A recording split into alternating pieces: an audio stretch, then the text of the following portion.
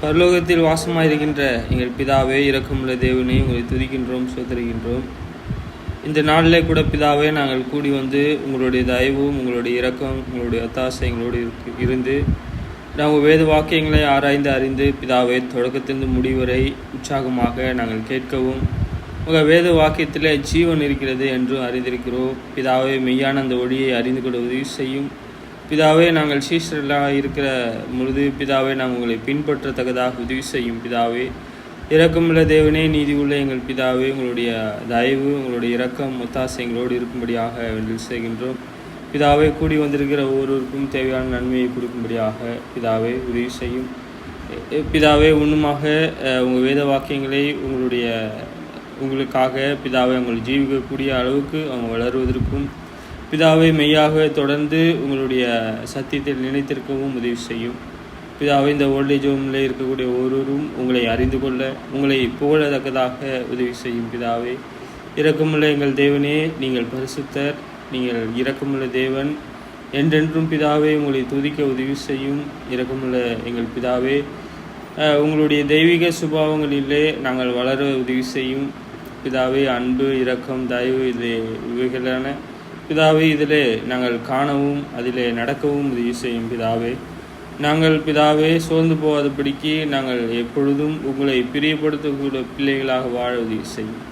பிதாவே, நீங்கள் தாமே இந்த ஓல்டேஜ் ஹோமை பாதுகாத்து எங்களுக்கு தேவையான நன்மையை கொடுக்கும்படியாக உதவி செய்கின்றோம். அதே போல் எங்கள் அம்மாவுக்கும் எங்கள் சகோதரர்கள் எங்கள் அப்பாவுக்கும் தேவையான நன்மையை கொடுத்து இன்னும் ஊழியத்தை செய்யவும் உங்களுடைய சித்தத்தை அறிந்து கொள்ளவும் தயவு கூர்ந்து உதவி செய்யும். இரக்கமுள்ள எங்கள் தேவன் தாமே எங்களுக்கு உதவி செய்யும்படியாக உதவி செய்கின்றோம். இரக்கமுள்ள எங்கள் பிதாவே, நீங்கள் இரக்கமாக இருக்கிறது போல என் தேவனே, நாங்களும் இரக்கமுள்ளவர்களாக இருந்து பிதாவே, நாங்கள் உங்கள் வேத வாக்கியங்களை பரிபூர்ணமாக அறிந்து கொள்ள ஆவிக்குரிய பார்வையை கொடுக்கும்படியாக உதவி செய்கின்றோம். பிதாவே, ஒவ்வொரு ஆவிக்குரிய சகோதரருக்காக வேண்டி செய்கின்றேன். தேவையான நன்மையை கொடுக்கும்படியாக உதவி செய்கின்றோம். பிதாவே, சகோதரனுக்காகவும் அவருடைய குடும்பத்திற்காகவும் பிள்ளைகளுக்காக வேண்டி செய்கின்றேன்.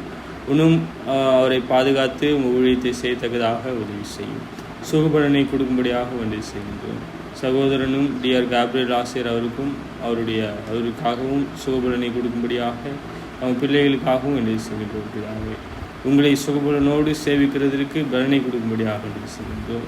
நீங்கள் தாமே நாங்கள் பிதாவை எப்பொழுதும் உங்களை துதிக்கக்கூடிய பிள்ளைகளாக இருக்க உதவி செய்யும். இயேசுவின் இனிய நாமத்தில் வேண்டி கேட்கின்றோம், ஜீவனுள்ள நல்ல பிதாவே. சரி, ரோமர் 6ஆம் அதிகாரம் 15 நம்ம தொடர்ந்து பார்த்துட்ருக்கோம் ஒன்றுன்னா. ரோமர் புஸ்தகம் 6:15. சரி, நம் இம்மைக்கு ஏற்ற போல நாம் ஆசைப்படுவோமானால், இம்மைக்குனா நாம் இந்த உலகத்திற்கு ஏற்ற போல நாம் வாழ மாட்டோம், நாம் இந்த உலகத்திற்கு உத்தவேஷம் தரிக்க மாட்டோம் அப்படின்னு நம்ம சொல்லியிருக்கோம். நம்ம ஏன் அப்படி நம்ம முடிவு எடுக்கணும் அப்படின்னா, நம்மளுடைய உலகமானது இதல்ல. நம்ம பார்த்தோம், ஆவிக்குரிய ஒரு உலகம் இருக்குது. அந்த உலகம் நித்தியமானது. அப்போ இந்த நித்தியமான உலகத்திற்கு நாம் பிரவேசிக்க வேண்டும் என்றால் என்ன செய்ய வேண்டும்? பிரமாணத்திற்கு உடையவர்களாக இருக்கணும், பிரமாணத்தை உடையவர்களாக இருக்கணும், பிரமாணத்தில் நடக்கக்கூடியவர்களாக இருக்கணும். நான் ஆவிக்குரிய பார்வையை கற்றுக்கொள்ளக்கூடியவராக இருக்கணும். ரோமர் 6:15-21 1/1 நாங்கள் பார்க்க முடியும்.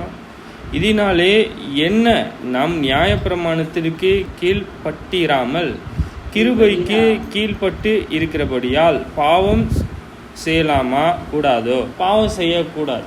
பாவம் நாம் பார்த்தோம், தேவனுக்கு விரோதமான ஒரு காரியம். பாவம் என்றால் என் இருதயத்திலே நான் நடக்காமல், என் இருதயம் சொல்வாரு, நான் நன்மை செய்ய என் மனம் சொல்லுது, ஆனால் என்னால் நன்மை செய்கிறேன், ஆனால் என் இருதயத்தில் என்ன வருது, என் சரீரத்தில் என்ன வருது, அந்த ஆசை, அந்த இச்சையினாலும் அந்த என்ன வருது, அந்த பாவம், அந்த ஆசை வருகிறது, அதை நான் செய்கிறேன். தேவன் சொல்கிறார், அதை செய்யும் பொழுது பாவம், அப்பொழுது தான் நான் மரிக்கிறேன். சரி, எப்பொழுது நான் மரிக்கிறேன், எங்கே அந்த பிரமாணத்தை காண்கிறேன் என்றால், அந்த மனம் இருக்குல்ல, அந்த தேவனுடைய பிரமாணத்தை நாம் பார்க்கும்போது அந்த எனக்குள் அந்த இருக்குல்ல அந்த பிரமாணம், அது என்ன பிரமாணம்? கிறிஸ்துவினுடைய பிரமாணம். பவுலுக்கு இருக்கிறது போல நமக்கும் ஒரு பிரமாணம் இருக்கா? தேவன் சொல்கிறாரு, நம்மளும் அதே பிரமாணத்திற்கு கீழாகத்தான் அழைக்கப்பட்டிருக்கிறோம். ஒரே பிரமாணத்தின் கீழாக. தேவன் சொல்கிறாரு, நீங்கள் யூதர் என்றும் இல்லை, கிரேக்கர் என்றும் இல்லை, சுயாதீனம் உள்ளவர்கள் என்றும் இல்லை, அடிமை என்றும் இல்லை, யாரும் இல்லை. அப்போது நம்ம எல்லாமும் ஏக சிந்தையாக ஏக அன்பினால் எல்லாம் ஒன்றாக இருப்பதற்கு அழைக்கப்பட்டிருக்கோம். சரிங்களா? அப்போது நம்ம என்னவா இருக்கிறோம் என்றால், நம்ம பிரமாணத்தின்படி அடைக்கப்பட்டிருக்கோம். நான் பாவம் செய்யக்கூடாதுன்ட்டு தெய்வம் சொல்கிறாரு. பாவம் அப்படின்னா பிரமாணத்தை மீறுவது. பாவம்னா பிரமாணத்தை மீறுவது. ரோமர் புஸ்தகம் 3:9 ஆனாலும் என்ன அவர்களை பார்க்கிலும் நாங்கள் விசேஷித்தமானவர்கள், எவ்வளவும் விசேஷித்தவர்கள் அல்ல. யூதர் கிரேக்கர் யாவரும் பாவத்திற்கு உட்பட்டார் என்பதை முன்பு திருஷ்டாந்தப்படுத்தினோமே. யூதரனும் விசேஷமாக கிடையாது, கிரேக்கரும் விசேஷமாக கிடையாது. ஏன் அப்படின்னா அவங்க தேவனை தெரிந்து கொண்ட ஒரு காரியங்கள் மாத்திரம் அவர்களுக்கு இருக்குது. அப்படி இருந்தாலும் அது விசேஷமாக இல்லை. இயேசுவினுடைய வருகை, நம் இரட்சகர் வரும் பொழுது அது என்னவாயிற்று? அவரை பின்பற்றும் பொழுது என்னவாயிற்று? அவருக்கு அதிகாரம் கொடுத்தோன்னு என்னவாயிற்று? அந்த பிரமாணங்களுக்கு இனிமேல் என்ன இல்லை? வேல்யூ இல்லை, இல்லையா? இயேசு கிறிஸ்துவனுடைய விசுவாசத்தினால நான் என்னவாயினேன் என்றால் நான் நீதிமான ஆயிட்டேன். அப்போது அது மட்டும் கிடையாது, அவருடைய பிரமாணத்தை நான் கைக்கொள்ளணும். எப்படிப்பட்ட பிரமாணம்? அவர் செய்கிற ஒவ்வொரு காரியங்களையும் நான் காண வேண்டியது இருக்குது. 1 கொரிந்தியர் 9:20-27 யூதர்கள் ஆதாயப்படுத்திக் கொள்ளும்படிக்கு யூதருக்கு யூதராகும் போலவும், நியாயப்பிரமாணத்திற்கு கீழ்ப்பட்டவர்களாக ஆதாயப்படுத்திக் கொள்ளும்படிக்கு நியாயப்பிரமாணத்திற்கு கீழ்ப்பட்டவர்களாக போலவும் ஆனேன். பிரமாணத்தின் இல்லாதவர்களை ஆதாயப்படுத்திக் கொள்ளும்படிக்கு அவர்களுக்கு நியாயப்பிரமாணம் இல்லாதவர்களைப் போலவும் ஆனேன். அப்படி இருந்தும் நான் தேவனுக்கு முன்பாக நியாயப்பிரமாணம் இல்லாதவர்களாய் இராமல் கிறிஸ்துவின் பிரமாணத்திற்கு உள்ளானவனாய் இருக்கிறேன். சரி, இங்கே சொல்றாரு, யூதரை ஆதாயப்படுத்தி கொள்ள, அவங்களை என்ன செய்யணும்? அவங்களே ஆதாயப்படுத்தி கொள்ள, அவங்களாவது அவரை ஏற்றுக்கொள்ளும்படி என்ன செய்தாரு? யூதருக்கு யூதரை போல. அவர் யூதராக தான் இருக்கார். அவர் சொல்றது, அவர் யூதன் இல்லையா? அவர் பிரமாணம் கொடுக்கப்பட்டது அவர்களுக்கு, தேவனுடைய பிரமாணம் உடையவர்கள் அவர்கள் தான். சரி, யூதருக்கு யூதரானன்றார், யூதர் தான் அவர். சரி, நியாயப்பிரமாணத்திற்கு கீழ்ப்பட்டவர்களுக்கு என்ன கொடுத்தாரா? ஆதாயப்படுத்தி கொள்ளும்படிக்கு நியாயப்பிரமாணத்திற்கு கீழ்ப்பட்டவனால் போலவும் ஆனேன். அவர் அப்படிதான் இருக்கார். ஏன் அப்படி இருக்காரு அப்படின்னா, அவர்களுடைய பிரமாணத்தின்படி என்னவோ அந்த பிரமாணத்தை, தேச சட்டம் அவங்களுக்கு இருக்கு, எல்லாமே அவங்க இருக்கும்போது அந்த யூதையெல்லாம் இருக்கும்பொழுது அந்த தேச சட்டம் பிரமாணம், யூத பிரமாணம், அதை அவங்க கை கொள்ளுவாங்க. அப்போது இங்கே புறஜாதி தேசத்தில் வரும்பொழுது அவங்க என்னவா இல்லை சொல்கிறாரு, நியாயப்பிரமாணம் இல்லாதவர்களை ஆதாயப்படுத்தி கொள்ளும்படிக்கு அவர்களுக்கு நியாயப்பிரமாணம் இல்லாதவனை போல் ஆனேன். அங்கே யூதர் தேசத்தில் இருக்கும்போது அந்த பிரமாணத்தை தான் கை கொள்ளணும், தேச சட்டம். இந்த இடத்துல வரும்பொழுது அந்த பிரமாணத்தை கை கொள்ளணும். இந்தியாவில் வரும்போது இந்தியா சட்டம், வேறு எந்த தேசத்துக்கு போகும்போது அந்த தேச சட்டத்தை கை கொள்ளணும். சரியா? அப்போது நாம் அங்கே போயிட்டு நம் தேவனுடைய வார்த்தையை போதிக்கணும்னா அந்த தேச சட்டத்திற்கு உட்பட்டவர்களாக இருக்கிறாரு. இங்கே தேவனுக்கு முன்பாக நியாயப்பிரமாணம் இல்லாதவனாய் இராமல் கிறிஸ்துவின் பிரமாணத்திற்கு உள்ளாவனாய் இருக்கிறேன். இயேசு கிறிஸ்துவினால் உண்டான மாம்சத்துக்குரிய பிரமாணம் இல்லை, இது ஆவிக்குரிய கிறிஸ்துவினாலே கொடுக்கப்பட்ட புதிய கட்டளைகள். அவர் உடையவராக இருக்கார். சரி, இப்போ பலவீனர் இருக்காங்க. பலவீனர்னா கிறிஸ்துக்குள்ளாக வளராதவங்க, அன்பினுடைய கனிகளை தெரியாதவங்க. அப்போது இப்படிப்பட்டவங்க ஆதாயப்படுத்தி கொள்வதற்கு பலவீனரை போல ஆனேன். எப்படி ஆகினும் சிலரை ரட்சிக்கும்படிக்கு நான் எல்லோரும் ஆனேன். இது ஏன் இப்படி இருக்கு? அந்த சட்டத்துக்கு ஏன் அப்படி கீழ்ப்படுகிறாரு அப்படின்னா, அந்த தேச சட்டம் அது. இங்கே வரும்போது அந்த தேச சட்டம் அது. சரி, எப்படியோ அங்கே போயிட்டு அது கீழ்ப்படிஞ்சாலும் அவர் கிறிஸ்துவனுடைய பிரமாணத்திற்கு உட்பட்டவராக இருக்கார். ஏன்னா கிறிஸ்துவனுடைய பிரமாணம், நான் ஆசை இச்சைகளை சிலுவையில் அறைந்திருக்கிறேன். என் ஆசை, என்னுடைய இச்சைகள், என்னுடைய தேவைகள், என்னுடைய என் தேவனுக்கு விரோதமாக இருக்கக்கூடிய எந்த ஒரு காரியமும் என்ன செய்தேன் என்றால் நான் சிலுவையில் அறைந்திருக்கிறேன். சரி, இங்கே சொல்கிறாரு, சுவிசேஷத்தில் நான் உடன் பங்காளியாயிருக்கும்படிக்கு அதி நிமித்தமே இப்படி செய்கிறேன். எதற்காக இப்படி செய்கிறாரு? ரட்சிக்கிறதுக்காக செய்கிறாரு. எதை வைத்து செய்கிறாரு? சுவிசேஷத்தில் நான் உடன் பங்காளியாக இருக்கும்படிக்கு. பங்காளினா நமக்கு தெரியும். சரி, அதி நிமித்தமே பார்ட்னர். ஒரு இதை செய்யும் பொழுது நான் என்ன செய்கிறேன்? ஐக்கியம், அதோடு ஐக்கியம் வைக்கக்கூடியவராக இருக்கிறார். பங்கு, ஒரு நன்மையாக இருந்தாலும் அதை நான் செய்தால் அதுக்கு ஒரு பங்கு இருக்குது. தீமையாக இருந்தாலும் அதை செய்தால் ஒரு பங்கு இருக்குது. இங்கே சொல்கிறாரு, சுவிசேஷத்தில் நான் உடன் பங்காளியாக இருக்கும்படி.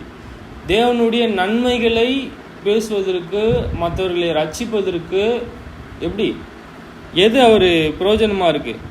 இங்கே அவருக்கு சுவிசேஷம் ரட்சிக்கிறதுக்கு எது பிரயோஜனமாகுது? சுவிசேஷம். அதுக்கு அவர் என்னவா இருக்கார்?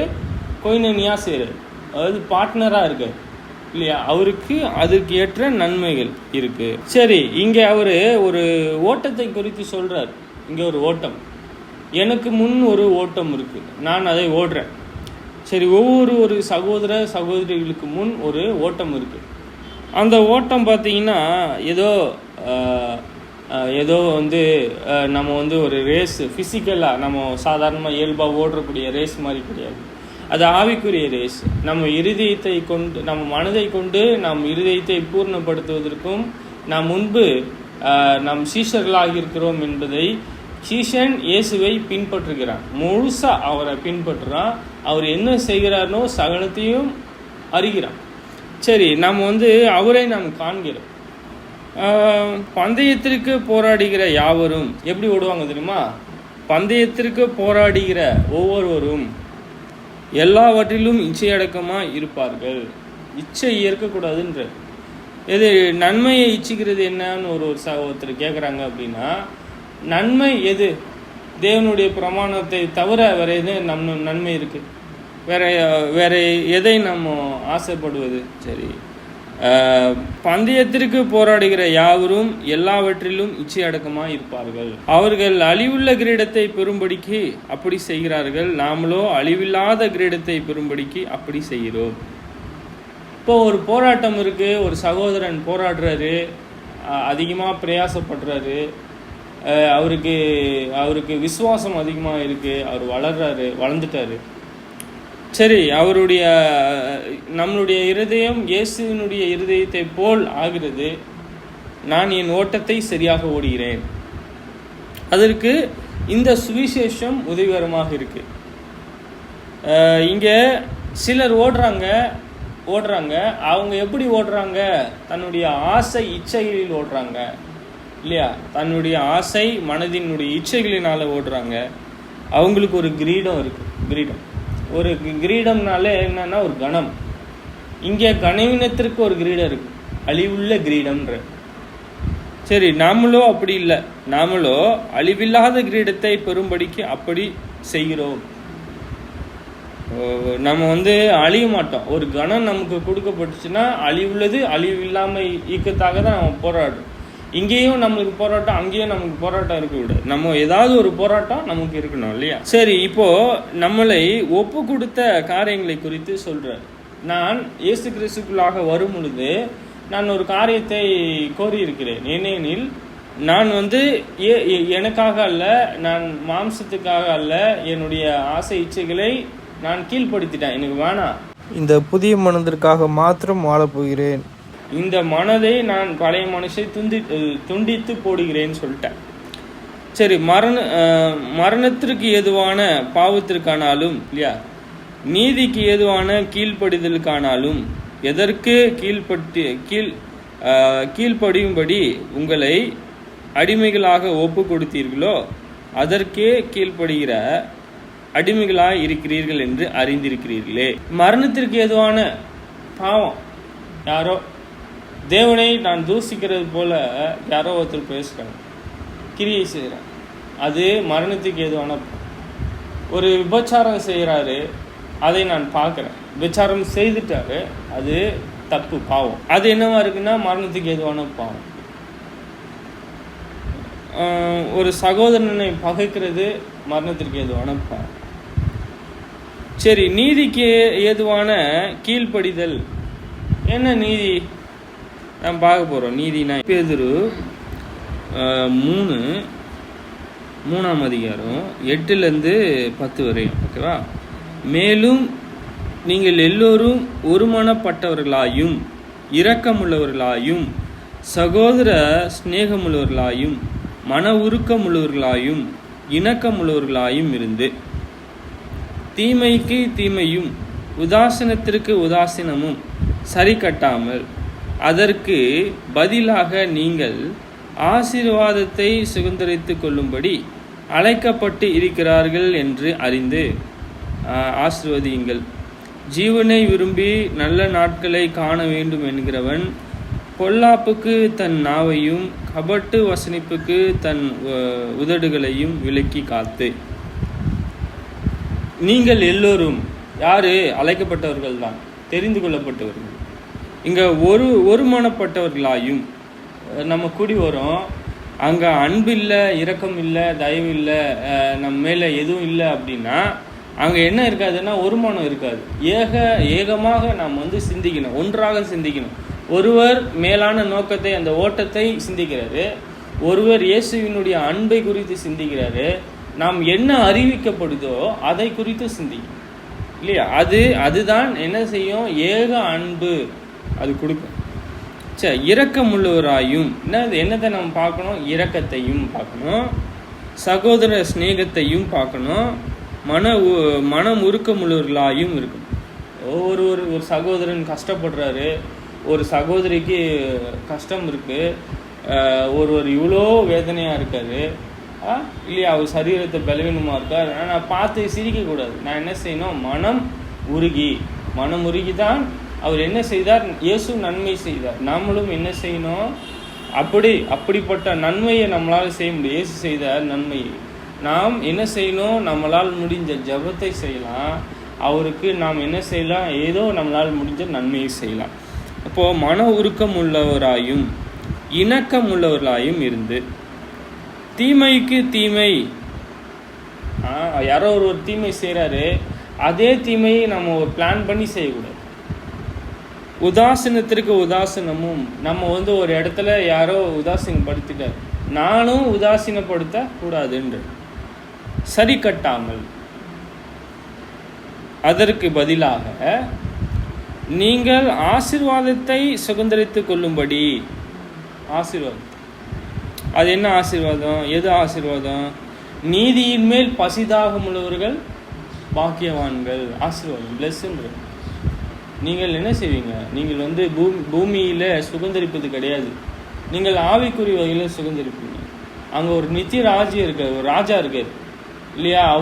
அவர் ஆளுகை செய்கிற ஒரு பிதா இருக்கார், இல்லையா? அப்போது அங்கே ஒரு வீடு, ஒரு பெரிய மாளிகை இருக்குது. இந்த உலகமே எவ்வளோ பெரிய மாளிகையாக இருக்கு, எவ்வளோ பெருசாக இருக்கு, அது எவ்வளோ பெருசாக இருக்கும். இந்த உலகமே அங்கே இருக்குது. பலாயிரம் தேவ தூதர்கள் இருக்கிறாங்க, தேவ தூதர்கள் இருக்கிறாங்க, தேவன் இருக்கார். இந்த இருந்த மக்கள் இறந்த மக்கள் எல்லாம் அங்கே போயிருப்பாங்க, இல்லையா? அவருடைய மாளிகை எவ்வளோ பெருசு. நம்ம எப்படி சுதந்தரித்து கொள்ள போகிறோம்?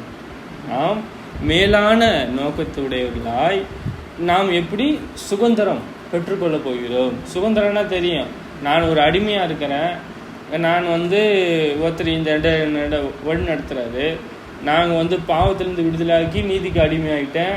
இப்போ இங்கிருந்து மேலான காரியங்கள், பரலோக ராஜ்யம் எனக்கு எப்படி கிடைக்கும்? சரி, ஆசீர்வாதத்தை சுதந்தரித்து கொள்ளுகிறவர்களாய். ஆசீர்வாதம், ஒவ்வொரு ஆசீர்வாதம். நம்ம தீமைக்கு தீமை செய்யல, அங்கே என்ன செஞ்சிட்டோம்? நன்மை செஞ்சிட்டோம். அது என்ன? இது பூமிக்குரிய வகையில் நம்ம தேடலை, இது ரொம்ப காசு கொடுத்து வாங்குறதும் கிடையாது. இது நாம் வேத வாக்கியத்தில் உள்ள அந்த காரியங்கள். மேலும் நம்ம என்ன செய்கிறோம்? சகோதரில் அன்பு கூறுறோம், யாருக்கும் தீமை செய்யலை, நன்மை செய்கிறோம், யாரையும் நம்ம உதாசனப்படுத்தலை, அவங்களுக்கு என்ன செய்கிறோம், கனப்படுத்துகிறோம், அவங்கள ஆசீர்வதிக்கிறோம், நன்மையை கொடுக்குறோம். இந்த மாதிரி குவாலிட்டிஸ், இது ஆவிக்குரிய குவாலிட்டிஸ், இதெல்லாம் நம்ம இருதயத்தில் வச்சுட்டோம். இப்போ மனதின் மூலமாக ஓகே இது நல்லது அப்படின்னு சொல்லிட்டு இருதயத்தில் வச்சிட்டோம். சரி, இது நம்ம என்ன செய்யணும்? இதெல்லாம் ஆசீர்வாதத்தை சுதந்தரித்து கொள்வர்களாக இப்படி நம்ம இருந்தோம்னா நம்ம என்ன செய்வோம்? நாங்கள் மேலான காரியங்களில் நாம் ஆசீர்வாதத்தை நாம் பெற்றுக்கொள்வோம். அப்படின்னு ஒரு ஆசீர்வாதம் தேவன் நமக்கு கொடுக்க சித்தமாக இருக்காரு. சரி, மத்தேயு 25:34 சொல்கிறாரு, அப்பொழுது ராஜா தமது வலது பக்கத்தில் நிற்கிறவர்களை பார்த்து, வாருங்கள், என் பிதாவினாலே ஆசீர்வதிக்கப்பட்டவர்களே, உலகம் உண்டானது முதல் உங்களுக்காக ஆயத்தம் பண்ணப்பட்டிருக்கிற ராஜ்யத்தை சுதந்தரித்து கொள்ளுங்கள். என்ன சுதந்திரிக்க போகிறாங்க? என்ன ஆசீர்வதிச்சிட்டாரு? இவங்க நீதியை செஞ்சுட்டு, இது எங்க? இவங்கள் நீதியை செய்கிறவர்களுக்காக ஆதி முதற்கொண்டு ராஜாவினால கட்டப்பட்ட ஒரு ஆலயம், ஒரு தேவாலயம் இருக்கிறது. சரியா? இது அவங்க எங்க நிற்கிறாங்கன்னா வலது பக்கம் சொல்றது. ராஜா தமது வலது பக்கத்தில் நிற்கிறவர்களை பார்த்து என்ன சொன்னார்? வாருங்கள் போலான்று, வாருங்கள். என்ன செய்றாரு? என் பிதாவினால் ஆசீர்வதிக்கப்பட்டவர்களே, இவர்கள் தான் பிதாவினாலே இயேசுவுக்கு கொடுக்கப்பட்டவர். இவர்கள் தான் இயேசுவுக்கு கொடுக்கப்பட்டவர்கள். சரி, இவங்க என்னன்னா ஆசீர்வதிக்கப்பட்டவர்களாக இருக்கிறார். உலகம் உண்டானது முதல் எப்போ உண்டாயிடுச்சு? நமக்கு ஒரு தோராயமாக ஒரு கணக்கு போடுறோம். கிமு கிறிஸ்துவுக்கு பின் 1550 அப்படின்றோம். மோசேக்கு பின் இந்த கேலண்டர் தான் பயன்படுத்தப்பட்டிருக்கு. சரி, இங்கே 1550 1556 557 8 9 10 அப்படியே கிறிஸ்துவுக்கு 2000 2001 வராது. அங்கே என்ன வரும்னா 0 0லேருந்து 1 2 3 4 அப்படின்ற 2024 இருக்கும். இப்போ அங்கே அப்போ ரிவர்ஸ்லேருந்து வரும். 1லேருந்து இப்படி நம்ம கணக்கு பண்ணுறோம்ல. 1550 1555 அப்படி ஒவ்வொரு வருஷமாக நம்ம கூட்டிக்கலாம். அப்படி நம்ம உலகம் ஆதியில் உண்டாயிற்று என்று நாம் பார்க்கிறோம். உங்களுக்காக ஆயத்தம் பண்ணப்பட்டிருக்கிற ராஜ்யத்தை, ஒரு கிங்டம், ஒரு நம்ம அங்கே இருக்கிறதுக்கு ஒரு ராஜ்யம். இந்த பூமிக்குரியது அநித்தியமானதுன்றோம், அங்கே பரலோகத்தில் இருக்கிறது நித்தியமானது. சரி, நம்ம என்னவா இருக்கணும் அப்படின்னா, இதை கோரினால் தேவன் இதை கொடுக்கிறார். பிரமாணத்தை கை கொண்டால் நாம் அவருடைய இருதயத்திலே நம்ம நடப்போமானால் நமக்கு என்ன இருக்கு? ஆசீர்வதிக்கிறார். எபேசியர் 4:32 ஒருவருக்கு ஒருவர் தயவாயும் மன உருக்கமாயும் இருந்து கிறிஸ்துவுக்குள் தேவன் உங்களுக்கு மன்னித்தது போல நீங்களும் ஒருவருக்கு ஒருவர் மன்னியுங்கள் சொல்றாரு. நம்ம நீதிமொழிகள் 17:13 சொல்றாரு, நன்மைக்கு தீமை செய்கிறவன் எவனோ அவன் வீட்டை விட்டு தீமை நீங்காதுன்ற. யார் சொல்றது பாருங்க. இது சாலமோனின் நீதிமொழிகள். இது தேவன் அவருக்கு ஞானத்தை கொடுத்துருக்காரு. அவரு பார்க்கறதெல்லாம் எழுதிடல, அவர் அனுபவிச்சதெல்லாம் எழுதிடல. இங்கே தேவன் பரிசுத்த ஆவியானவர்னா எல்லாவற்றிலும் ஆராய்ந்து நிதானிக்கப்பட்டு கொடுக்கப்பட்ட முழுசான வேத வாக்கியம் தேவனுடைய வார்த்தைகள். ஒவ்வொரு வார்த்தையிலும் நமக்கு ஜீவன் இருக்கிறது. இங்கே சொல்றாரு, மத்தேயு 19:29 சொல்றாரு, என் நாமத்தின் நிமித்தம் வீட்டையாவது. யார் இவங்க சொல்றாரு? யார் இவங்க? இவங்க தான் அழைக்கப்பட்டவர்கள். என் நாமத்தின் நிமித்தம் வீட்டையாவது, சகோதரியாவது, தகப்பனையாவது, தாயையாவது, மனைவியாவது, பிள்ளைகளாவது, நிலங்களையாவது விட்டவன் எவனோ அவன் நூறத்தனையாய் அடைந்து நித்திய ஜீவனையும் சுதந்தரித்துக் கொள்வான்.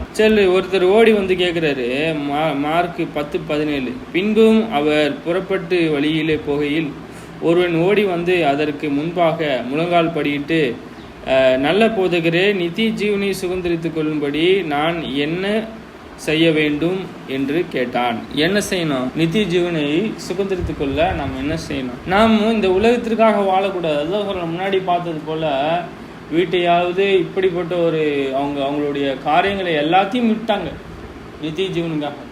ஏன் அப்படி விடணும்? இப்படி நாம் சிலுவையை எடுத்துக்கொண்டு அனிதினமும் பின்பற்றும் பொழுதுதான் நாம் அவருடைய வார்த்தைகளை நாம் என்ன செய்வோம்? நாம் ஏற்றுக்கொள்வோம். ஒருத்தர் வாலிபன் சொல்றாரு, நான் சுதந்திரத்துக்குள்ள என்ன செய்யணும்? அவரு உனக்கு உண்டானது எல்லாம் விற்று தரித்திர கொடுன்ட்டு அவருக்கு மனம் அடிந்து போயிட்டார். மனம் அடிந்து சொல்றாரு, ஒட்டகமானதுல ஒட்டகம் ஊசியின் காதுல நுழையும், ஐஸ்வர்யவானுடைய காதுல சத்தியம் ஏறாதுன்ற. ஒட்டகம் ஊசியோட காதுல போகுமா? அவ்வளோ பெரிய பெருசா இருக்கான். ஐஸ்வர்யவான் இருக்கான்ல, அவனுக்கு காதுல சத்தியம் போவாதான். ஏன்? ஆனால் ஏற்றுக்கொள்ள முடியாது. சரி, நாம என்ன அறிந்து கொள்கிறோம்? நம்ம ஆசீர்வதிக்கிறதுக்காக ஆசீர்வாதத்தை சுதந்திரித்து கொள்ளும்படி 1 பேதுரு 3:9 வந்துட்டோம். நம்ம அறிந்து ஆசீர்வதிங்கள். யாரெல்லாம் ஆசீர்வதிக்கலாம்? பகைக்கிறவர்களை ஆசீர்வதி. உன் பிதாவுக்கு நீ புத்திரரா இருக்கிற. இப்போ அவங்க சொல்றாரு, உதாசனத்தை சரி கட்டாதீங்க,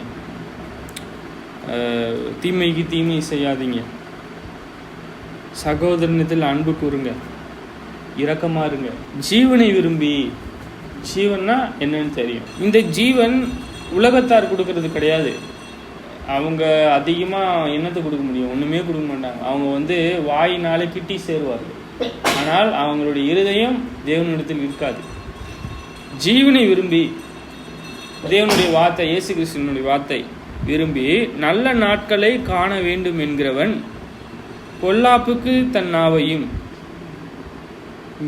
கபடத்திற்கு தன் உதடுகளையும் விலக்கி காத்து. நாம் தொடர்ந்து சொல்றோம், நாம் ஜீவனை விரும்பினாலே நம்ம என்ன நடக்கும் நினச்சிருக்கோம்னா, நம்ம பொல்லாப்பை வெறுத்துடுறோம். அது பெரிய கஷ்டம். தேவனுடைய வார்த்தையும் இருக்கு, பொல்லாப்பு செய்யத்தக்கதான வழியும் இருக்கு.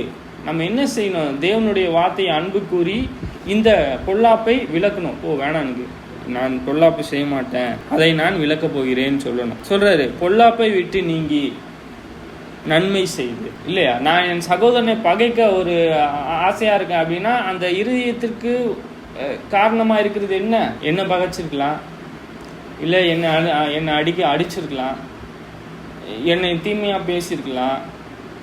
சரி, உன் சகோதரனை அன்பு கூறுன்ற. இது உன் இருதயத்தில் வருது. நான் சொல்ற கற்பனைகளை கை கொள்ளுன்ற. அது என்னவா இருக்கு? அதுதான் நீதி. இது வேற யாராவது செய்வாங்களா? இயேசு கிறிஸ்துவை பின்பற்றக்கூடியவன் இதை தான் செய்வான். இது யாராவது செய்வாங்களா? இது யாராவது செய்வாங்க? அவ்வளோதான். ஆனால் இயேசு கிறிஸ்துவை பின்பற்றுகிறது இப்படி செய்வாங்க. இதுதான் தேவனுடைய பிள்ளைக்கு அடையாளம். ஆமாம், அவங்க விருதாவை ஓடலை. அவங்களுடைய தலையில் அழிவில்லாத கிரீடம் இருக்கு. அவங்க ஒரு நாளும் அழிய மாட்டாங்க. அவங்க மேலான ஒரு நோக்கம் இருக்காங்க. சரி, சொல்றாரு, சமாதானத்தை தேடி. இப்போ சண்டைக்கு நிற்கிறவன் அவன் யுத்தத்துக்கு ஆயத்தமாக இருக்கான்ற. சமாதானத்தை தேடுகிறவன் அதை பின்பற்றுவான். ஆமாம், சமாதானம் தான் நமக்கு தேவை, சண்டை எதுக்கு? இங்கே சொல்றாரு, சமாதானம் பண்ணுகிறவர்கள் பாக்கியவான்கள், அவங்க தான் தேவனுடைய பிள்ளைகள். சொல்றாரு எபிரேயர் 12:14, யாவரோடும் சமாதானமாக இருக்கவும் பரிசுத்தம் உள்ளவர்களாக இருக்கவும் நாடுங்கள். பரிசுத்தம்னா தேவனுக்காக பிரித்து எடுக்கப்படுவது. அப்படி எடுக்கப்பட்டதுனால தான் நம்ம அழைக்கவே பட்டிருக்கோம். பரிசுத்தம் இல்லாமல் ஒருவரும் கர்த்தரை தரிசிப்பது இல்லை. பரிசுத்தம் இல்லை, தேவனுடைய பிரமாணம் இல்லை, நாம் தேவனுக்காக பிரித்தெடுக்கல, தேவனுடைய வார்த்தையை கொண்டு நம்ம நமக்கு நம்மளுடைய இருதயத்தை பரிசுத்தம் பண்ணலை அப்படின்னா தேவனை காண முடியாது. நம்ம ஒரு காலமே காண முடியாது. ஏன் அப்படின்னா தேவன் தீமை நன்மை பார்க்குறாரு. நீதிமொழிகள் புஸ்தகம் 15:2. சரி, இங்கே நீதிமொழிகள் 15:3, கர்த்தரின் கண்கள் எவ்விடத்திலும் இருக்கிறது, நல்லவரிலும் தீயோரிலும் நோக்கி பார்க்கிறது. இங்கே வந்து மூடனாக இருந்தாலும் சரி, நல்லவனாக இருந்தாலும் சரி, கர்த்தருடைய கண்ணு அவரை பார்க்குது. நீதியாக இருந்தாலும் சரி, நீதியை நடப்பித்தாலும் சரி, கர்த்தர் அவருடைய அவரே அந்த மனுஷனே பார்க்குறார். ஏன் அப்படின்னா, அவன் என்ன செய்கிறான், அவன் எப்படி தேவனை மகிமைப்படுத்துகிறான் என்று அவர் பார்க்குறார். சரியா? அப்போ வந்து ஞானியின் அறிவை உபயோகப்படுத்தும். ஞானமாக இருக்கிறேன், நீங்கள் ஞானமாக இருக்கிறீங்க, சகோதரி ஞானமாக இருக்காங்க, அந்த ஞானத்தை தான் என்ன செய்வாங்க, உபயோகப்படுத்துவாங்க. மூடரின் வாயோ புத்தியினத்தை கக்கும். மூடன் அப்படின்னா அவனுடைய இருதயத்தில் என்ன இருக்குமோ அவனுடைய பகையை தான் அவன் சொல்லுவான். ஞானின்னா அந்த ஞானத்தில எப்படி பயன்படுத்துவான்னா, அந்த காரியங்கள் எங்கே ஒரு தவறாக இருக்குது அப்படின்னா அந்த காரியங்கள் என்னவோ, இந்த தவறுக்கு காரணம் என்னவோ அதை சொல்லுவான், அறிவை பயன்படுத்துவான். ஆரோக்கியமுள்ள நாவு சொல்கிறது. ஜீவ விருட்சம்னா அப்போல்லாம் பார்த்தீங்கன்னா அதை சாப்பிட்டா நம்ம மறிக்கிறது இல்லை. அதனால தான் தேவன் வந்து அவங்க பாவம் செஞ்சோன்னே, ஆதாம் ஏவாள் பாவம் செஞ்சோன்னே என்ன ஆயிடுச்சு, அந்த வார்த்தை தான் இது. அவங்க பாவம் செஞ்சோன்னே என்ன செய்வார்னா, சுடருடி பட்டயத்தை வச்சு அவரை பாதுகாத்துருவார். அந்த பாவத்தையும் செஞ்சுட்டு அதையும் சாவாதபடிக்கு எடுத்து சாப்பிட்டான்னா அவன் எப்பவுமே இருந்துருவான். அவனுக்கு மரணம் இருக்குது. அவன் வந்து பிறந்து அவன் சிருஷ்டிக்கப்பட்டு அவன் இந்த உலகத்தில் இருந்து ஒரு நாள் மறிக்கணும் சொல்கிறாரு. எப்போ நமக்கு ஜீவ விருட்சம் கனி கிடைக்கும்? ஆரோக்கியமுள்ள நாவு ஜீவ விருட்சம். நாம் சாவதில்லை, இங்கே செத்துருவோம், அங்கே எப்பொழுதுமே தேவனோடு நாம் இருக்கலாம். எது நம்மகிட்ட இருக்கணும்? ஆரோக்கியமுள்ள நாவு. நாவின் மாறுபாடு ஆவியை நெருக்கும். ஆமாம், அது அழிவுக்கு ஒப்பானது. இப்போது நான் வந்து தீமையாக இருக்க முன்னாடி நான் பார்த்துருக்கேன். அதுபோல் ஆவியின் மாறுபாடு வித்தியாசமாக இருந்தேன்னா, இது இப்போ ஒன்று வேறு ஒன்று மாதிரி இருந்தேன்னா, ஆவி இருக்குல்ல, உள்ளான மனுஷன் அதை நெருக்கும். இங்கே பார்க்கணும், நீதிமொழிகள் 15:8 துன்மார்க்குடைய பலி கர்த்தருக்கு அருவருப்பானது. ஆஃபரிங். நம்மளும் பலி செலுத்துகிறோம். எப்படி? ஆவிக்குரிய பலி, பூமிக்குரிய பலி இல்லை, ஆவிக்குரிய பலி. உதிரிடுகளான நம்ம இங்கே இடத்துல நம்ம சோத்திர பலி செலுத்துகிறோம். துன்மார்க்கனுடைய பலி கர்த்தருக்கு அருவருப்பானது. அவருக்கு பிடிக்கலன்றது. துன்மார்க்கம் செஞ்சுட்டு நம்ம பலி செலுத்தோம்னா அது பிடிக்காது. நம்ம என்ன செய்யணும்? செம்மையானவர்களின் ஜெபமே. நம்ம செம்மையானவர்கள் நம்ம வந்து ஜபிக்கிறோம் அப்படின்னாலே அது பிரியமானது, தேவனுக்கு அதுவே பிரியமானதுன்ற. துன்மார்களுக்கு கர்த்தர் துரோகமாயிருக்கிறார், நீதிமான்களின் ஜபத்தையே கேட்கிறார். துன்மார்களுக்கு கர்த்தர் தூரமாயிருக்கிறார். ஆமாம். ஏனால் தேவனானவர் அநீதியின் மேல் பிரியமா இல்லை. அவர் நீதியை நடப்பிக்கத்தான் இந்த பிரமாணத்தை கொடுத்துருக்கார். சொல்றார் இல்லையா? 21 பாருங்க, ரோமர் 6:21. இப்பொழுதே உங்களுக்கு வெட்கமாக தோன்றுகிற காரியங்களினாலே அக்காலத்தில் உங்களுக்கு என்ன பலன் கிடைத்தது? அவைகள் முடிவு மரணமே. இங்கே வந்து மரணத்துக்கு ஏதுவாக நாம் நடக்கலை அப்படின்னு நம்ம பார்த்துட்டோம். இங்கே இப்பொழுது நம்ம இதுக்கு முன்பு நமக்கு தேவையான, இப்போ நம்ம கிறிஸ்துக்குள்ளாக வரும்பொழுது நாம் செய்தது எல்லாம் வெட்கமாக இருந்துச்சு. அது இப்போ நினைக்கும் போது வெட்கமாக இருக்கலாம். அந்த காரியங்கள் இருக்குல்ல, அக்காலத்தில் உங்களுக்கு என்ன பலன் இருக்கிறது? இல்லை, ஒன்றுமே இல்லைன்றது. முடிவு இருக்குல்ல, நாம் செய்த ஒவ்வொரு காரியங்களுக்கும், நம்ம பகைத்த ஒவ்வொரு காரியத்திற்கும், நாம் செய்த அநியாயத்திற்கு எல்லாவற்றுக்கும் முடிவு மரணம். ஆனால் நாம் நீதிக்கு அடிமையாக இருக்கிறதுனால நம்மளுடைய முடிவு ஜீவன். இருக்கிறாங்க, அவங்களுடைய நடக்கைகள் குறித்து இயேசு சொல்கிறாரு பாருங்க. ஆக்டர்ஸ் அப்படின்ற மாயக்காரராகி வேத பாருகிறே, பரிசேயரே, உங்களுக்கு ஐயோ ஆபத்து.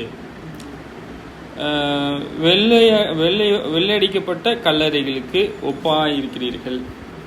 அவைகள் புறம்பே அலங்காரமாயிருக்கும் காணப்படும், உள்ளே மரித்தவர்கள் எலும்புகளையும் சகல அசுத்துகளையும் நிறைந்திருக்கும்.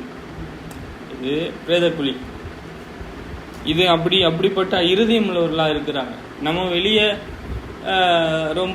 ரொம்ப சுத்தமாக இருக்கலாம், உள்ளான மனுஷன் இல்லை, நம்ம இவங்க சொல்கிறது மாதிரி இருக்கக்கூடாதுன்ற. அப்போ அப்படி இருந்தாங்க அப்படின்னா அவங்க மாயக்காரர்கள். சரி, நம்ம அவங்கள தான் குறித்து தான் நம்ம பார்க்குறோம்.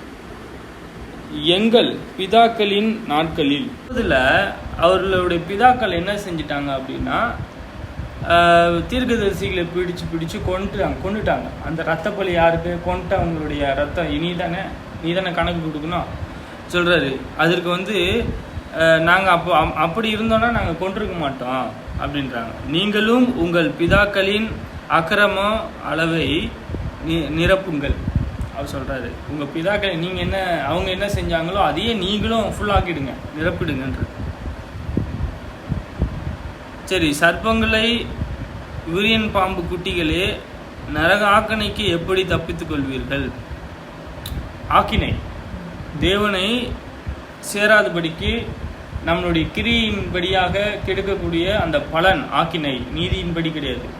நம்ம நீதி இல்லாமல் இருப்போமானால் நமக்கு நரக ஆக்கினை இருக்குது, அவங்களுக்கு இருக்கு சொல்கிறாரு. ஆகையால் இதை தீர்க்கதரிசிகளையும் ஞானிகளையும் வேத பாரகரையும் உங்களிடத்தில் அனுப்புகிறேன். அவர்களிலே சிலரை கொன்று சிலுவையிலே அறிவீர்கள், சிலரை உங்கள் அறைகளில் வாரியில் அடித்து ஊர் துன்பப்படுத்துவீர்கள்.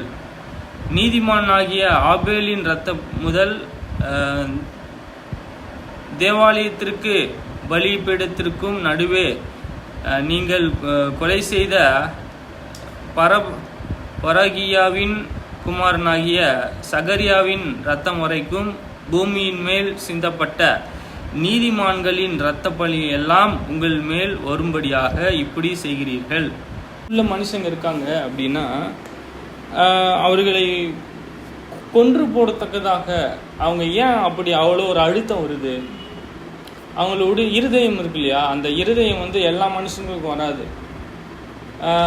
இப்போ வந்து இயேசுவை பின்பற்றுறவங்க எல்லாத்தையும் இழந்துட்டாங்க.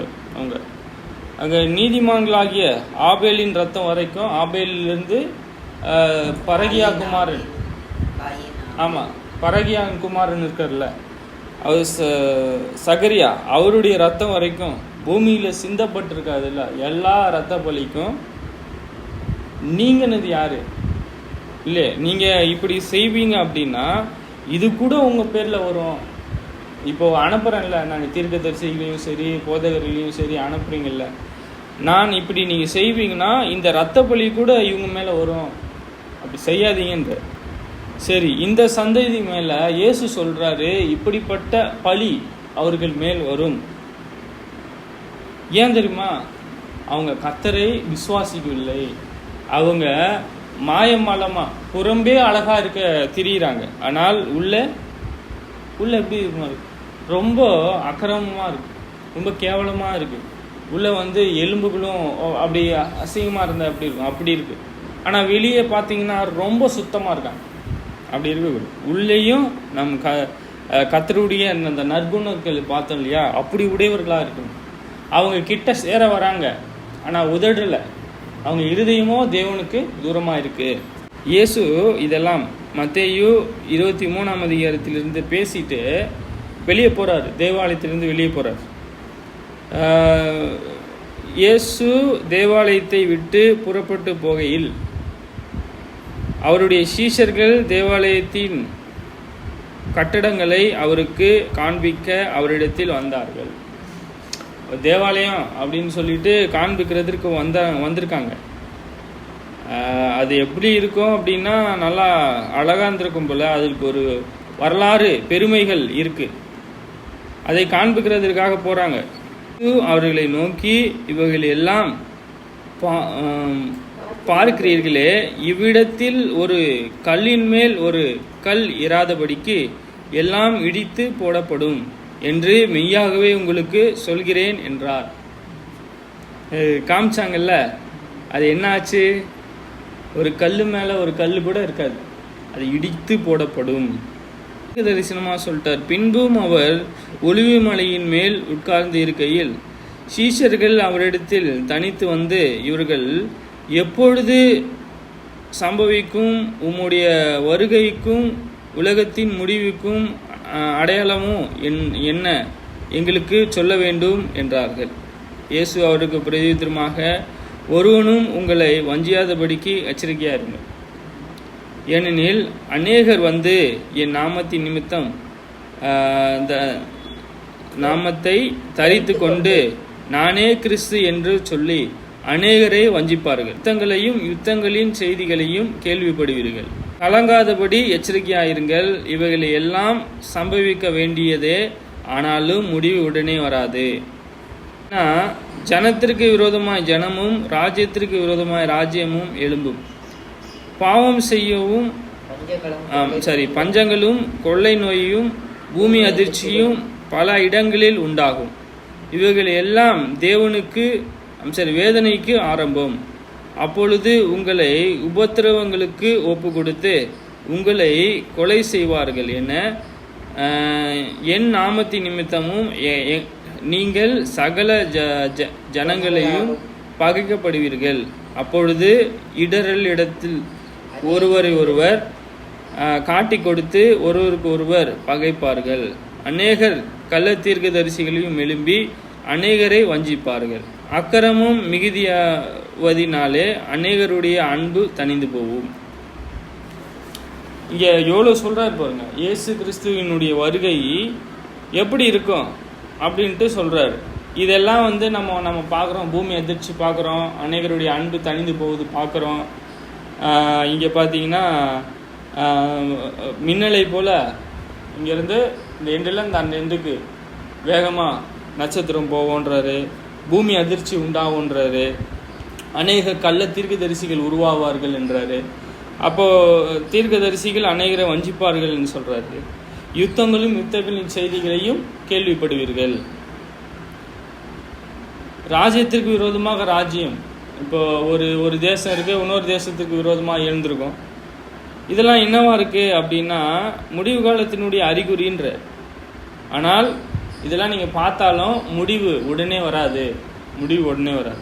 அவர் வரும் பொழுது எப்படி சொல்கிறார் 30, அப்பொழுது மனுஷகுமாரனுடைய அடையாளம் வானத்தில் காணப்படும். அப்பொழுது மனுஷர் வல்லமையோடும் மனுஷகுமாரன் வல்லமையோடும் மிகுந்த மகிமையோடும் வானத்தின் மேகங்கள் மேல் வருவதை பூமியில் உள்ள சகல கோத்திரத்தாரும் கண்டு புலம்புவார்கள். அவருடைய வருகை இப்படியே இருக்கும் இல்லையா? அப்போ இப்படிப்பட்ட வருகையும் தேவனானவர் அவருக்கு கொடுத்துருக்கார். ஏன்? அவருக்கு தேவனானவர் இப்படிப்பட்ட வல்லமையை கொடுத்துருக்காரு. சரி, வெளிப்படுதல் 1:7 சொல்றாரு, இதோ மேகங்களுடனே வருகிறார், கண்கள் யாவும் அவரை காணும், அவரை குட்டினவர்களும் அவரை காண்பார்கள், பூமியின் கோத்திரத்தார் எல்லோரும் அவரை பார்த்து புலம்புவார்கள். அப்படியே ஆகும். ஆமேன். சரி, இங்கே வந்து நடக்க போகிற காரியம் இது. இப்போ இந்த உலகத்திற்கு முடிவு உடனே வராது. இங்கே இப்படியெல்லாம் எப்போ ஒரே நேரத்தில் நம்ம பார்க்குறோமோ அந்த நேரத்தில் தான் நம்ம என்ன பார்ப்போம், இயேசு கிறிஸ்துவனுடைய வருகையும் இருக்கும். அது அவ்வளோ பெரியது அப்படின்ற. சரி, இதோ நம்மளுடைய ராஜாவை நம்ம என்ன செய்வோம் அப்படின்னா தர்சனோக்கிய புஸ்தகத்தில் எதிர்கொண்டு நாம் போவோம், அவர் வரும் பொழுது நாம் போவோம் அப்படின்னு. இது இந்த காரியங்கள் அப்படியே ஆகக்கூடிய ஒரு காரியம். இப்போ நம்மளுடைய இயேசு எங்கே இருக்கிறார் தெரியுமா? மத்தேயு 26:64. அதற்கு இயேசு, நீ சொன்னபடிதான், அன்றியும் மனுஷகுமாரன் சர்வ வல்லவருடைய வலது பாரசத்தில் வீற்றிருக்கும்படியும் வானத்தின் மேகங்களில் வருவதையும் இது முதல் காண்பீர்கள் என்று உங்களுக்கு சொல்கிறேன் என்றார். இங்கே விசாரிக்கப்படுறார் இயேசு. என்னன்னா அவர் பிடித்து அடிக்க போகிறாங்க சிலுவையில். இங்கே இயேசுவானவரை காட்டி கொடுக்கப்படும் பொழுது, நீ தேவனுடைய குமாரனா, நீ தான் மேசியாவா என்று கேட்கும் பொழுது ஆம் சொல்லிட்டார். ஆம், நான் தான் அப்படின்ட்டார். இங்கே இது முதல் கொண்டு, ஏன்னா அவரை ஒப்பு கொடுக்க போயிடு, ஆம் சொல்லிட்டாலே அவர் ஒப்பு கொடுத்துருவார். இங்கே மனுஷகுமாரன் சர்வ வல்லவருடைய வலது பாரசத்தில் வீற்று இருப்பதையும் வானத்தின் மேகங்களில் வருவதையும் இது முதல் காண்பீர்கள். அவர் அப்போ அடிக்கப்பட்டார்ல, அது முதல் கொண்டு எதிர்பார்த்துட்டு இருக்காங்க. அவர் வருவார், திரும்பி எப்படி எடுக்கப்பட்டாரோ அப்படியே வருவார். இப்படிப்பட்ட அடையாளங்களும் தோன்றுன்ற. சரி, நாம் என்ன செய்யணும் அப்படின்னா, நாம் நீதியை செய்யணும். நீதியை நாம் அறிந்து கொள்வோமானால் நீதியின்படியே நாம் ஆளுவோம், சீசனாக நாம் வாழ்வோம். அப்படின்னா நம்ம அழியாத கிரீடர் நாம் பெற்றுக்கொள்வோம். நமக்கு ஒரு ஓட்டம் இருக்குது, அதில் ஓடுவதற்கு இயேசு உதவி செய்வோம். பரலோகத்தில் வாசமாயிருக்கின்ற எங்கள் பிதாவே, இரக்கமுள்ள எங்கள் தேவனே, உங்களை துதிக்கின்றோம், உங்களை சோத்தரிக்கிறோம். பிதாவே, உங்களுடைய பரிசுத்த நாமமானது மகிமைப்படுவதாக. நாங்கள் பிதாவே, ஒரு சீஷன் எப்படிப்பட்ட மேலான நோக்கமுள்ளவராக அவர் வாழ வேண்டும் என்றும், பிதாவே, நாங்கள் இந்த உலகத்திற்கு ஏற்ற போல வாழாமல் எங்கள் இயேசுவினுடைய நாமத்தை நாங்கள் பிதாவே அறிந்திருக்கிறோம். அந்த வெளிச்சத்தை நாங்கள் கண்டிருக்கிறோம். பிதாவே, நாங்கள் அதில் நடக்கிறதுக்கு உதவி செய்யும். இரக்கமுள்ள எங்கள் தேவனே, உங்கள் வேத வாக்கியங்களை நாங்கள் ஆராய்ந்து இன்னும் அறியவும், உங்கள் வேத வாக்கியத்தில் உள்ள ரகசியங்களை நாங்கள் பார்க்கவும் உதவி செய்யும். உங்களுடைய சத்தியத்திலே நாங்கள் ஜீவிக்கவும் உதவி செய்யும். இந்த நேரத்தில் பிதாவே, கூடியிருக்கிற சகோதரிகளுக்கு தேவையான ஞானத்தையும் சகோதரர்களுக்கு தேவையான ஞானத்தையும் கொடுக்கும்படியாக வேண்டி செய்கின்றோம். பிதாவே, நீங்கள் தாமே அவர்களும் ரட்சிக்கப்படுவதற்கு ஏற்றவாறு அவங்களை ஆசீர்வதிக்கும்படியாக வேண்டி செய்கின்றோம். உங்களை குறித்து அறியப்படக்கூடிய காரியங்களை அறிந்து கொள்ள உதவி செய்யும். பிதாவே, மேலான நோக்கத்தை நாங்கள் உடையவர்களாக, அதை விசுவாசிக்கக்கூடியவராக, நேசிக்கக்கூடியவர்களாக இருந்து நாங்கள் பிதாவே இன்னும் அதிகமாக நாங்கள் ஆவிக்குரிய வகையிலே பிரயாசப்பட உதவி செய்யும். எங்களுக்கு சுகபலனை கொடுக்கும்படியாக வேண்டியது செய்கின்றோம். பிதாவே, ஒவ்வொரு ஆவிக்குரிய சகோதரர்களுக்காக வேண்டியது செய்கின்றேன். பிதாவே, தயவு கூர்ந்து அவங்களுக்கு உதவி செய்யும். இதோ பிதாவே, இந்த ஓல்டேஜ் ஹோமில் நடத்தக்கூடிய எங்கள் அம்மாவுக்கும் சகோதரர்களுக்கும் எங்கள் அப்பாவுக்கும் ஞானத்தை கொடும், அவருக்கு பலனை கொடும், அவங்களுக்கு சுகபலனை கொடுத்து உங்கள் ஊழியத்தை செய்ய உதவி செய்யும். அவன் கையின் பிரயாசத்தை ஆசீர்வதியும். உங்களுடைய சித்தமானால் எங்களை பாதுகாத்துக் கொள்ளும். பிதாவே, உண்ணுமாக உங்களுடைய தயவிலும் இரக்கத்திலும் வாழ உதவி செய்யும். பிதாவே, நீதியுள்ள எங்கள் தேவனே, நாங்கள் முன்னும் அதிகமாக உங்களை சேவிக்க உதவி செய்யும். எனக்கு பூமிக்குரிய தேவையும் ஆவிக்குரிய தேவையும் உங்கள் சித்தமானால் கொடுக்கும்படியாக வேண்டியது செய்கின்றோம். இரக்கமுள்ள எங்கள் பிதாவே, நீங்கள் தாமே பரிசுத்தராக இருக்கின்றீர். இன்னும் சகோதரன் ஒவ்வொருவரையும் அவங்களுக்கு தேவையான நன்மையை கொடுக்கும்படியாகவும், பிதாவே, சகோதரனுடைய ஊழியத்தை ஆசீர்வதிக்கும்படியாக வேண்டியது செய்கின்றோம். இன்னுமாக அவருக்கும் உங்கள் குடும்பத்திற்கும் அவங்க பிள்ளைகளையும் இன்னும் அதிகமாக வழிநடத்தும்படியாக அவங்க ஊழியத்தை செய்யத்தக்கதாக ஆசீர்வதிக்கும்படியாக வேண்டியது செய்கின்றோம். இன்னும் சகோதரர் டிஆர் கேப்ரியல் ஆசீர் அவருக்கும் தேவையான சுகபலனையும் ஆயுஷ்நாளையும் கொடுத்து உங்கள் ஊழியத்தை செய்யத்தக்கதாக உதவி செய்யும். பிதாவே, நாங்கள் மறந்தவைகளை தயவு கூர்ந்து எங்களுக்கு நீங்கள் தாமே எங்களுக்கு ஞாபகப்படுத்தும்படியாக, நாங்கள் என்ன வேண்டல் செய்ய வேண்டும் என்கிற அந்த காரியங்களை எங்களுக்கு கொடுக்கும்படியாக உங்களுடைய தயவினாலே நாங்கள் ஜீவிக்க உதவி செய்யும். பிதாவே, நாங்கள் ஆவிக்குரிய ஐஸ்வர்யத்தை நாங்கள் நேசிக்கக்கூடியவர்களாக இருக்க உதவி செய்யும். பிதாவே, இந்த நாளிலே நாங்கள் பிரிந்து போனாலும் உங்களுடைய இரக்கம் எங்களோடு இருக்க உதவி செய்யும். இயேசுவின் இனிய நாமத்தில் கேட்கின்றோம் பிதாவே.